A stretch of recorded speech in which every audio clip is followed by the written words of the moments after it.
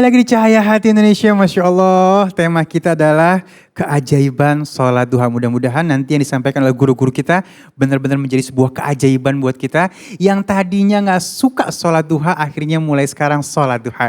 Baik, yang pertama mungkin Kiai untuk memberikan pemahaman dulu nih Kiai. Karena ada yang 2, 4 sampai 12 Kiai ya? 12 sholat sunnah. Nah, ada yang bilang kalau ente mau minta ini 4 katanya. Kalau misalnya yang buat hari-harian 2. Tapi kalau ente ada hajat nih, ada hajat, ambil tuh yang 12 gitu. Nah, itu sebenarnya aturannya seperti apa sih Kiai? Silakan.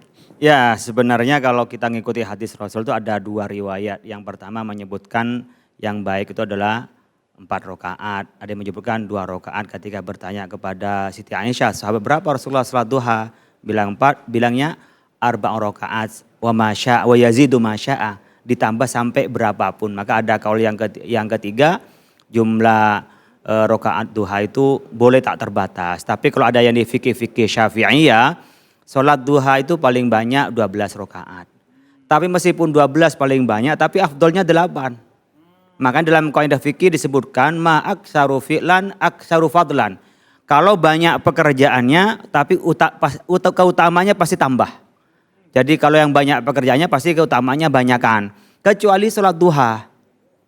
Karena apa? Duha itu 8 rakaat lebih baik daripada 12 rakaat. Begitu yang kami baca dalam kitab-kitab fikih Syafi'i. Nah, kita sholat duha tentu minta ridho kepada Allah. Yang kadang kita salah persepsi sholat duha itu minta rizki. Kalau udah diterima oleh Allah apapun kita dikasih. Kayak kita punya anak kita sayangi kan kasih semua.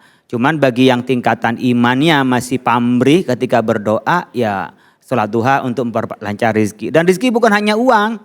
Rizki itu ada mayun tafa'u bihi, satu yang bisa dimanfaatkan oleh kita itu rizki sehat. Terutama rizki paling tinggi adalah iman dan Islam karena bisa menuntun kita pada kebaikan. Nah, kita melaksanakan sholat duha itu sholatul awwabin hina yarmadul fisol. Sholat awwabin namanya duha juga namanya sholat awwabin. Ketika terik matahari. Jadi biasanya mulainya itu dari mulai terbit matahari sekitar 15 menit sampai mencorok gitu. Sampai syuruk ya. Nah, satu tombak gitu ya. Satu tombak itu satu tombak. Satu tombak. Tapi baiknya setelah agak siang, tapi kubaila zuhur, jangan terlalu dekat kepada zuhur. Bahasa kita mungkin jam 9, jam 10 lah, itu yang afdolnya. Nah, kalau kita sholat duha sebenarnya bukan karena kita mendapatkan sesuatu. Karena kalau diridhoi pasti mendapatkan banyak, bukan hanya sesuatu, mendapat banyak sesuatu dari Allah Subhanahu wa Ta'ala. Tapi ada hadis yang menyebutkan ya kullu tasbihatin shadaqah, wa kullu tahmidatin shadaqah, wa kullu tahlilatin shadaqah. Ya, wa kullu takbiratin shadaqah, wa amrun bil ma'rufi shadaqah, wa nahyun 'anil munkari shadaqah, wa jazaa'u min dzalika ya rakaataini minad duha. Ya. Jadi kita yarka'uhuma minad duha. Jadi rakaatain yarka'uhuma minad duha. Jadi shadaqah itu tasbih shadaqah, tahlil shadaqah, tahmid shadaqah, takbir shadaqah, amar ma'ruf itu shadaqah, nahi munkar juga shadaqah. Tetapi sebenarnya shadaqah ini bisa dikalahkan dengan atau bisa disamai dengan kita sholat 2 rakaat dengan duha itu. Sehingga orang mengkalkulasi, oh kalau mau banyak rezeki ya dengan sholat duha. Karena kalau kita bersedekah pasti Allah ganti. Gitu. Tetapi semua kebaikan, semua keimanan itu pasti mendatangkan rezeki. Tetapi menjadi kebiasaan kita kalau kita mau mendapat rezeki banyakin sholat duha. Pas lagi banyak utang sholat duha, lagi sulit sholat duha. Ketika banyak duit lupa duhanya lagi gitu. Itu yang tidak boleh ya. Jadi kita ingin sholat duha itu yang pertama kalau kita meluruskan iman kita, niat kita ya untuk mendapat ridho Allah. Kalau sudah dapat ridhonya rezeki, kalau rezeki cuman uang terlalu kecil lah uang itu. Uang banyak uang itu penyakitan nggak bisa juga menikmati uang kan gitu. Sehat itu adalah rezeki setelah iman. Itu karena dengan sehat itu makanan apapun enak, kondisi apapun nyaman. Tapi kalau lagi nggak sehat, nah sehat tapi imannya nggak ada, kebelangsat kata orang, sesat jadinya. Baik, Masya Allah tuh jelas banget ya, jangan ada maunya doang ya. Jadi benar-benar kita kerjakan karena Allah, insya Allah kalau Allah udah ridho minta apa jadi kasih pastinya ya. Nah Bib, sedikit Bib, ini kemukjizatan dari sholat sunnah duha. Memang benar-benar kita emang kalau duha ingatnya rezeki. Udah pasti gitu kan yang pertama. Terus yang kedua, Ali pernah dengar bener gak ya? Ada 2 sholat sunnah itu yaitu tahajud dan duha ini kalau buat Nabi wajib katanya. Tapi buat umatnya ini adalah sunnah. Seperti apa, Bib? Ya, tadi Masya Allah apa yang disampaikan oleh Kiai kita, Kiai Haji Khalil Nafis sudah sangat Masya Allah lengkap. Hanya anak bawang, minta maaf Kiai, sedikit doang menambahkan.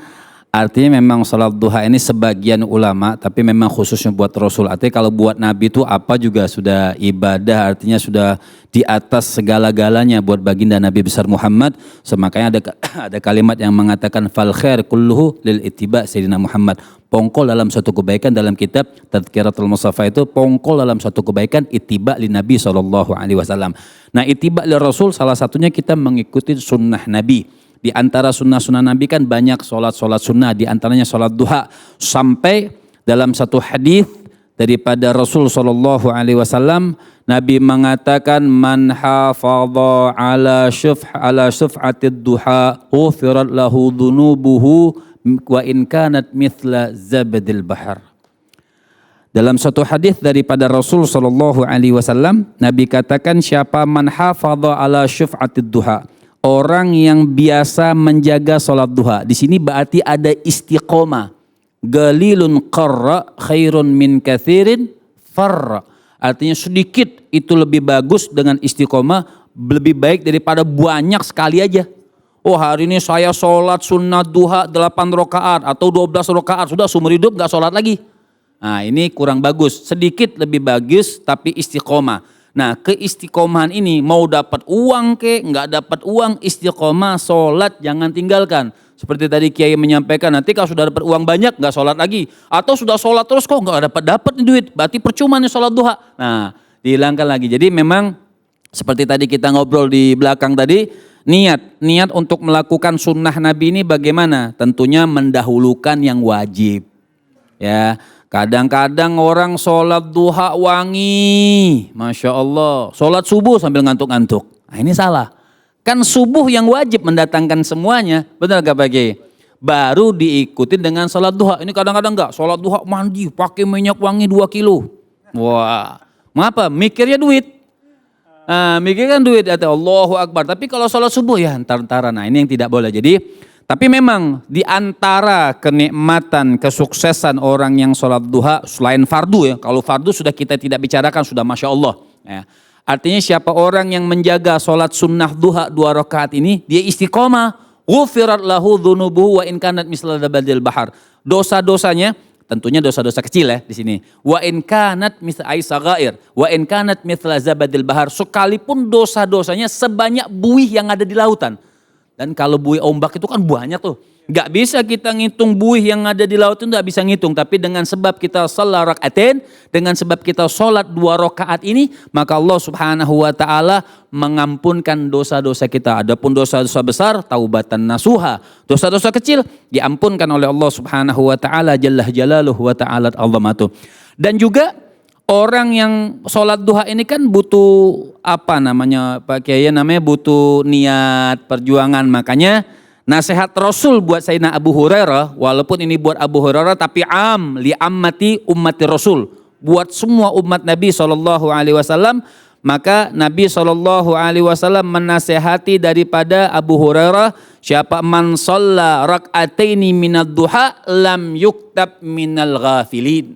Nabi mengatakan, siapa orang yang membiasakan sholat sunnah duha 2 rakaat lam yuktab minal ghafilin. Tidak terhitung orang yang lalai.